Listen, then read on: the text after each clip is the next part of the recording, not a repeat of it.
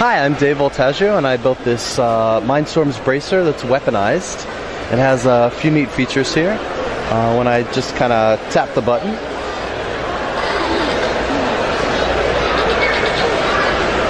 sometimes that happens.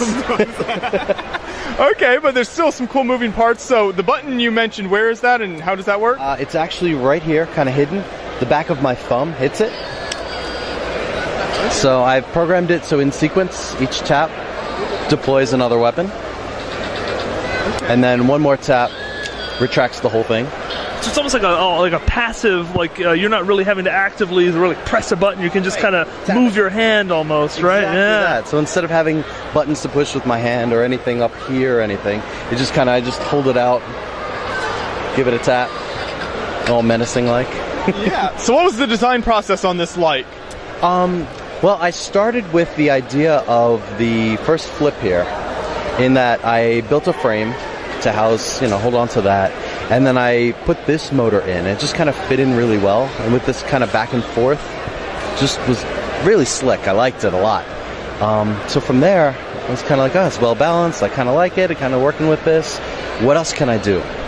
So at that point, I had started to learn more gearing and different techniques. So we got the scissors lift sideways to get this whole thing out.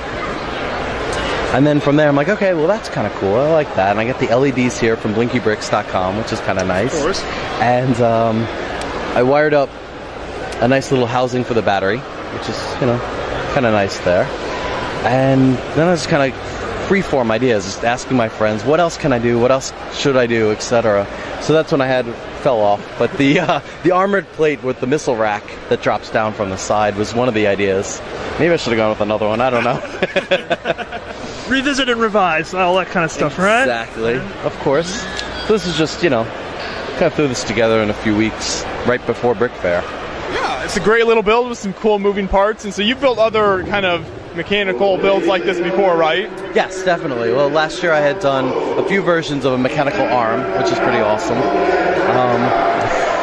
And I started playing with ideas for things sitting on the shoulders, and actually have a robot here that does that, which the batteries just died. But I was thinking other things like Doc Ock's arms, kind of some weird tendrils and claws and stuff. Maybe a turret like the Predator. Okay. So that may be in future builds there. So do you think you're going to have a full suit one day? That's a lot of pieces. Yeah. I did also prototype a helmet last year that I have on my YouTube page there. So it's just kind of one motor on top with a faceplate that, just like Iron Man's, it kind of goes up and then back.